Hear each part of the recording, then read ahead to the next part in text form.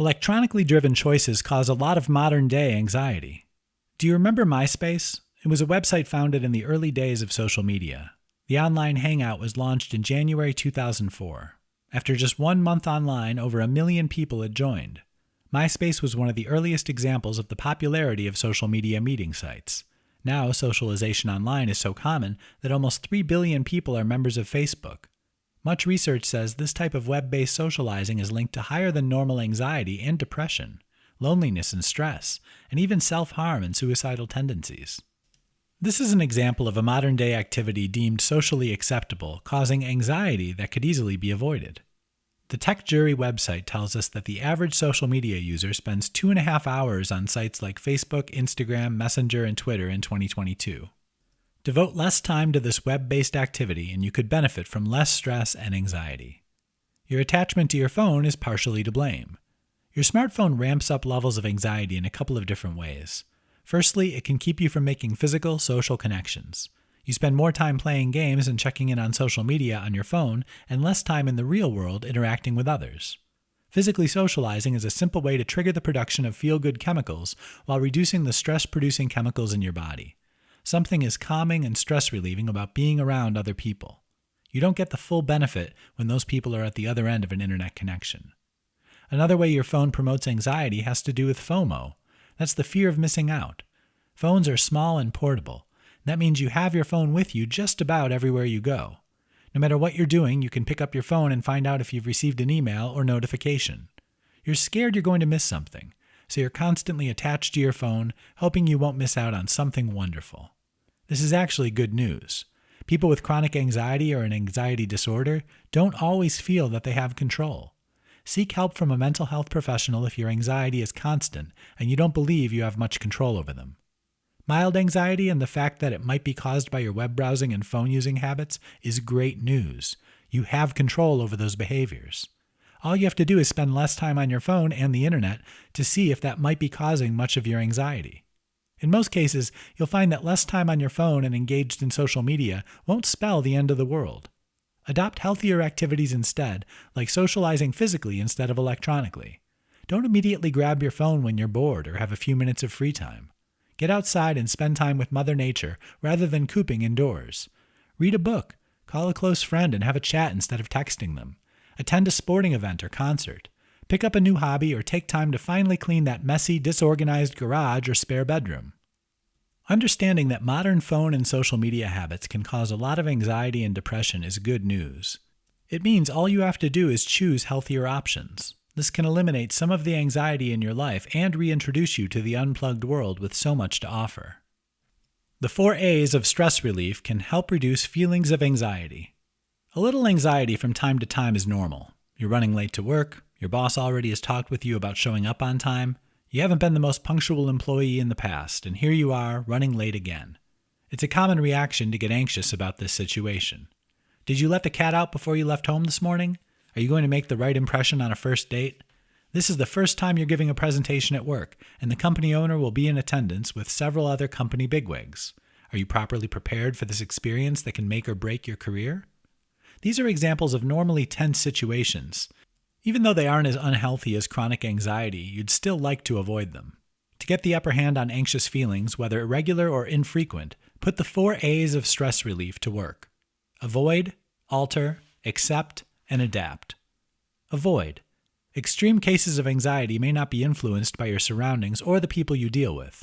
The constant worry and obsession over something happens regardless of where and who you're with. In many cases, though, feelings of anxiety can be reduced or overcome entirely by avoiding the people, places, and things that are causing them.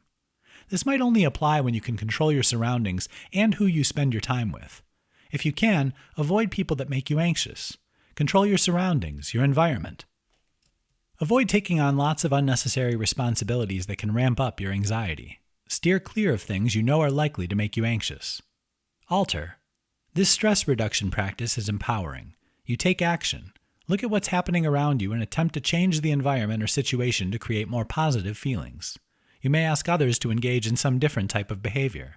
Speak about your feelings and why you hope things can be altered to address those feelings. Changing how you manage your time is a simple way to avoid a lot of unnecessary anxiety.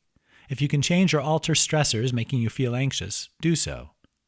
Accept. Acceptance is an anxiety killer. You realize you can't avoid or alter a situation that worries you. If you can accept that most of life will be out of your control, this acceptance can replace anxiety. You act on what you can influence or control, not what you can't. Adapt. Accepting that you, unfortunately, can't control everything provides you with another option. Why not adapt instead? If you're faced with anxiety from a situation you must constantly experience and can't control, then adapt. Develop positive mantras that make you feel good. Remember that this anxiety is a choice your emotions make and decide to feel differently.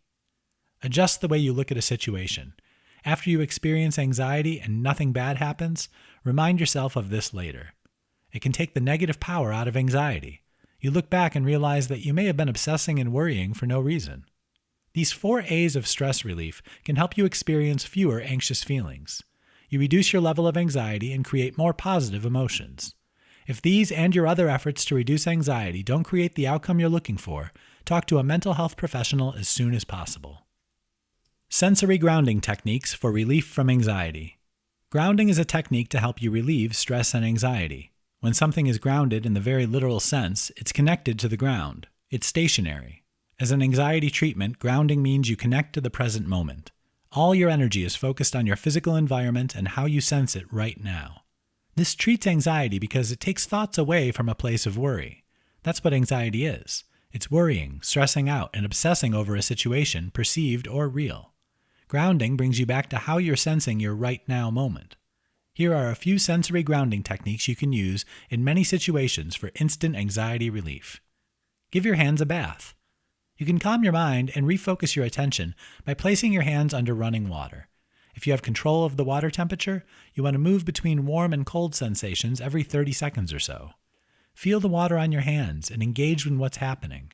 Rub your hands together. What does the sensation feel like? Go from cold to warm and back to cold. Imagine your anxiety washing away as the water passes over your hands and skin. Consciously listen. The modern world we live in is busy, hectic, and noisy.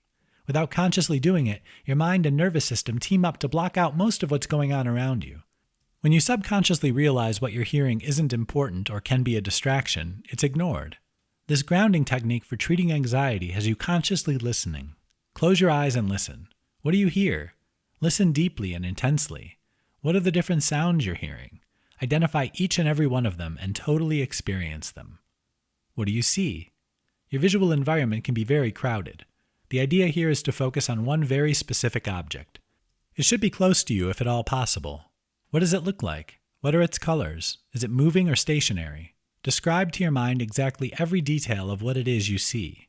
These are 3 simple but effective ways of treating anxiety. You can use them as soon as you start feeling anxious. They move your focus from what's causing your anxiety to what you consciously engage with your senses. Do this with any of your 5 senses when you feel your anxiety level is threatening to get out of control. Your cave-dwelling ancestors are to blame for your anxiety and what you can do about it. Imagine standing on a sandy beach, looking out at the sea. Each year of human existence from the very first humans is represented by a grain of sand on that beach. In this example, a teaspoon of sand would equal the presence of modern people. The countless grains of sand that stretch on and on endlessly in both directions, away from you, represent the rest of human history. This illustrates that most of humanity's existence has been far from modern. Since we know our previous ancestors influence our mental, physical, and even cellular makeup, this beach sand example is very revealing. It shows how powerful an influence past humans have on our current reality. Our minds are largely influenced by the experiences of humans who were concerned about merely surviving. Though it isn't our situation, our minds still take threats to our survival as a real possibility. Humans evolved to survive and reproduce. Happiness, fulfillment, fame, success, and other modern concerns are just that, modern. They've only existed for a tiny sliver of our history. It's why your mind is programmed almost exclusively for survival, not much else. Your still ancient mind doesn't care much about those modern desires. Our minds still operate from a survival-only mindset, so they constantly look at our world as a collection of threats to our survival. It's why that inner voice that never stops is so negative. It paints the worst possible picture and dreams up ridiculous possibilities because it's trying to prepare you to survive these and other perceived threats. Never mind that our modern world isn't trying to end our existence daily like it was for our oldest ancestors. Actually, this is a good thing if you want to reduce and prevent feelings of anxiety. Using pleasure, pain, and the negativity bias to beat anxiety. The negativity bias is a powerful part of your ancient survival instinct. You could do a dozen good, positive things and just one negative thing, and your mind would harp on that negative situation. Again, this goes back to survival. Your mind believes if it can remind you of this negative outcome you created, you'll avoid it in the future. It doesn't care for patting you on the back and making you feel good because you did a dozen great things. Now let's look at pain and pleasure. Your DNA has been constructed to make you a pain avoidance machine. It also makes you seek pleasure.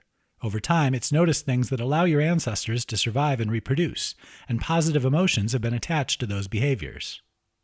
Your DNA also contains memories of thousands of years of your predecessors' pains. Pain is linked to threatening your survival, so you unconsciously and automatically want to avoid it. This is breeding ground for anxiety. The negativity bias keeps you anxious. It's always stressing you out. A constant pursuit of pleasure causes high levels of anxiety as well. Your mind gets worried whenever you're not feeling pleased and happy. It's afraid you'll encounter the pain that its ancient memory banks remember all too well. How can this knowledge help you if you want less anxiety? This allows you to look at constantly anxious thoughts as your alter ego. Make it a totally different character or persona from yourself. Call it your unhappy counterpart, or give it a silly name. Give this counterpart your anxiety, stress, and worry. It's not yours. When anxiety strikes, as soon as it starts creeping into your mind, tell it you're not listening. Look at your anxious thoughts as things that someone else is thinking.